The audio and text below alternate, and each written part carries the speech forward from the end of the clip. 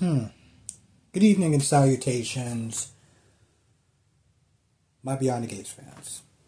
Had to go through a Rolodex for a hot minute. Um, okay. So, we're gonna start off with Ashley. Okay?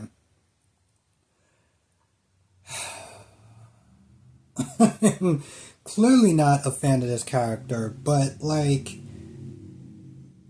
going into this episode, she just did things that I was not a fan of, right?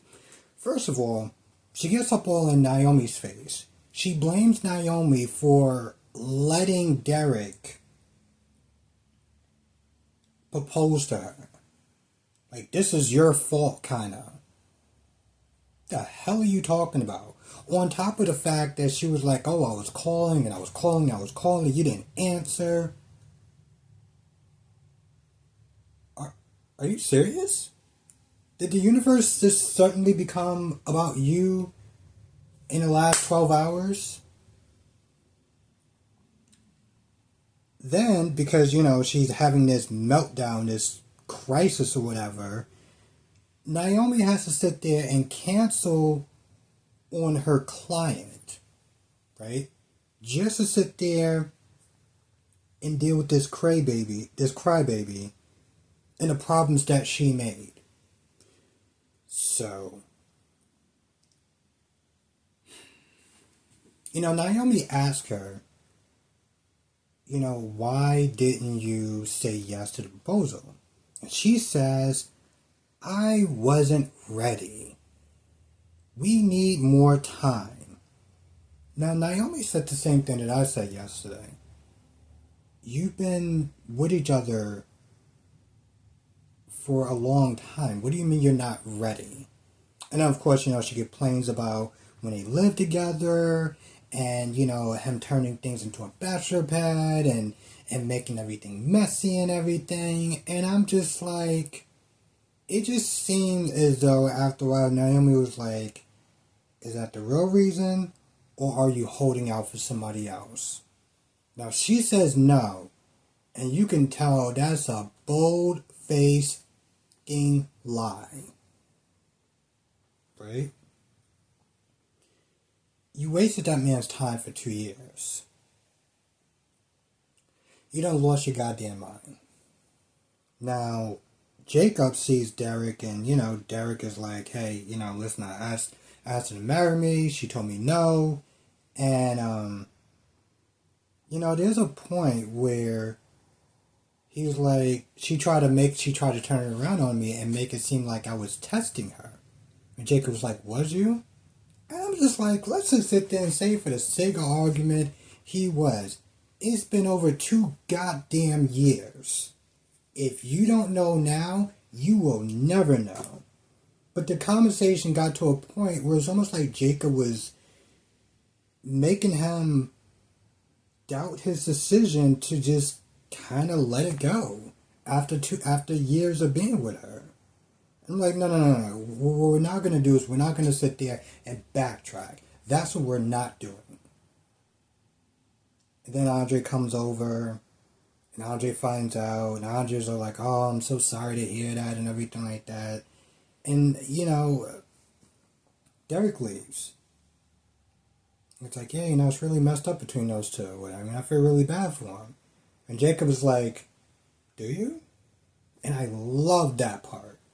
I love that part because it shows you that Jacob is not an idiot. I wish, let's get that man some more story. Okay? Let's get that man some more story.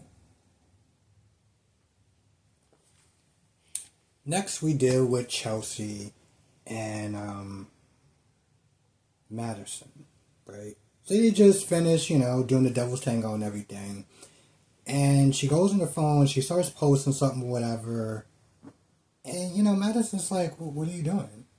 Like, we just had an intimate moment, and now you're Smith there posting on your phone or whatever? And she's like, oh, it's been hours since I posted. I got to sit there and feed the beast. Otherwise, the algorithm's going to sit there and kick my ass. This is the part where it's like, I'm gonna be honest for a hot minute. I don't enjoy dogging this girl. I really don't. I don't like women. I don't like girls like her, but I don't enjoy doing that. Okay, because it becomes repetitive after a while. But my God, it's like it writes itself in a sense, right? So she talks about she essentially what she does is she validates what she does. She's like she understands. She's like, listen, I'm not a doctor, whatever. I'm not saving lives, but what I am doing is I'm bringing joy to people, and I'm making some person smile who had a bad day, and I'm propping up somebody's business by giving them a shout out, and I'm just like. And the way she says it, there's a point where she's like, she practically sits there and say, this is my work and I'm very passionate about it. Now, here's my complaint about that. Okay? And this is kind of a double-edged sword, because like as I'm sitting there listening to this girl talk about how, I'm like she's validating what she's doing. I make this person smile, and I give a glamour to this person, and I'm just like. She talks about work. And, obviously, there are a lot of older generations that would consider what I do. And this is where it's like it's a double-edged sword. Consider what I do not work. They just consider this not a real job, which really pisses me off. Okay? Because, yes, on one hand, I get what she's saying. And I think... part of me maybe is just the simple fact of how she talks, and it just comes across as completely airheaded and vapid. And you sit there and you think of influencers, and you look at somebody like her, and you're like, girl, you do not make us look good. Like, you really do not make us look good. And I remember having a conversation when the show came out with last day. And he was going to talk about how vapid she came across and the influencer, and how it's stupid what she does and this, that, and the third. And I was going to trying to explain to him that somebody like me, somebody like Kyrie's, and I granted I'm not exactly a fan of that term. We are technically influencers, right? But the problem is when he looks at somebody like her, it just comes across as completely and utterly vapid. And I think that's another reason why it's just like, girl, I get that the show's trying to go for a younger crowd to some extent, so other people will get what she's doing. But, the problem is anybody that's like over like 50 or 60 is going to be looking at that like... And it just comes across as so goddamn bad. But then after she leaves, she comes to Danny's, and Danny's having a conversation with Andre, and he dips out, and she's all like, "Oh, I'm in love, I'm in love, and I just love this woman so much." I'm just like, "You're in love, girl. You met her like in under a week. What do you mean you're in love?" Anyway. She talks about how it's Madison, and, Danny don't have a problem. She asks again for somebody, are you sure that, you're cool with me sitting there dating women? She was cool with it before. Why are you re-asking the same damn question for her? Now, before that, Andre's sitting there having a conversation with Danny, and once again, he brings up, there's a good possibility that the girls know about us. She kind of freaks out a little bit. And it's not so, granted she's like, it's a little bit different, when a guy goes out with an older woman, so they're cool. When an older woman goes out with a younger guy, they take pity upon her. And, while Danny sits there and says, I don't care about the rest of the world, I care about us, I care about Nicole. Because Nicole is going to have some issues. Nicole, given what she's went through, she ain't going to be able to trust us. And then what it comes down to even more is that she don't want to be hurt again. She built an entire life with this man only for him to sit there and kick her to the curb. She don't want to be played like that. And I get that. And she asks, is there anybody else in your life, maybe somebody closer to your age? He just lies straight to her goddamn face. Because we all know that he has a thing for Ashley. So he just lies to her face. Makes all these promises and everything like that and gets her to okay it. And it seemed like they about to sit there and start getting busy, and then Chelsea comes in. So he leaves. Then he goes to the diner, and Jacob calls him out. Vanessa and Joey are talking about their last, little joyride with each other. And Doug comes in. Doug's like, what's going on? What are y'all two talking about? And then he starts getting like this level of attitude and disrespect in a sense. I'm like, bro, you do realize who you're dealing with. He brings up the fact that, they've been sleeping together. And he's like, I want to sit there. There's a point where he gets disrespectful with him, and she tries to be like, yo, listen, you might want to sit there and chill out. This dude said that the men are talking. Bro, even I was like, yeah, you hella wrong for that one. Then he comes at her sideways. Like, oh, I see you hanging out with this guy and you're sleeping with him and this, that, and the third. And I'm like, bro, listen, she was the one that was there trying to dig y'all two out of the mess that you made. And that's exactly what she says.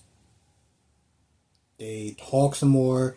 She pretty much kind of lays it down on her. But then he's all like, oh, well, I was trying to get out of it. I thought I can handle it and stuff like that. And I get it. You have an addiction. You have a problem. You didn't share that with your wife. And now she has to sit there and try to deal with the situation that you made. So Joey comes back. Because, there's a point where he's like, oh, well, I want to sit there and talk to my wife. And he's pretty much like, are you trying to kick me out of my whole club? Out of my casino? Like, no, you can go to the rest of this dump. I just want this room for a hot minute. And, granted, he was like, listen, I've done worse.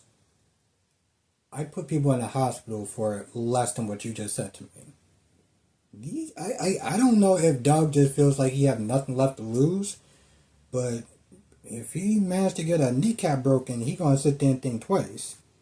Anyway, and I'm gonna do the stream. I think I'm gonna start a little bit late though.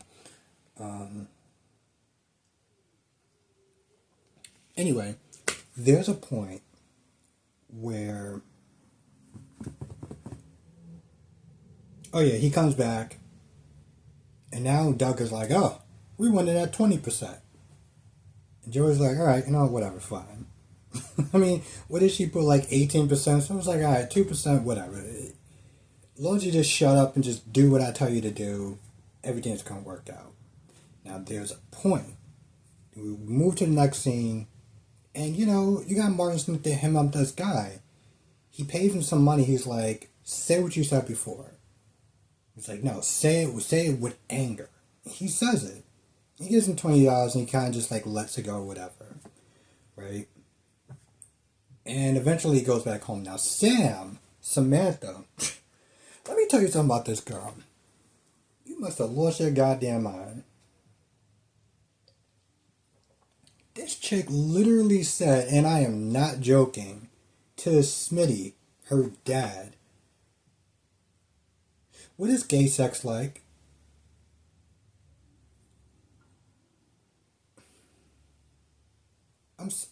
What? So he spits out what he's drinking, and she's not there talking about, this is for her homosexuality class. And at that point, Smitty's like, yeah, no, I'm not, no. You talk to him. You talk to Martin about that. We ain't doing that, right? And of course, she talks about her aspirations for being a model. She's not going to let school, she's not going to sit there and get behind her studies and stuff.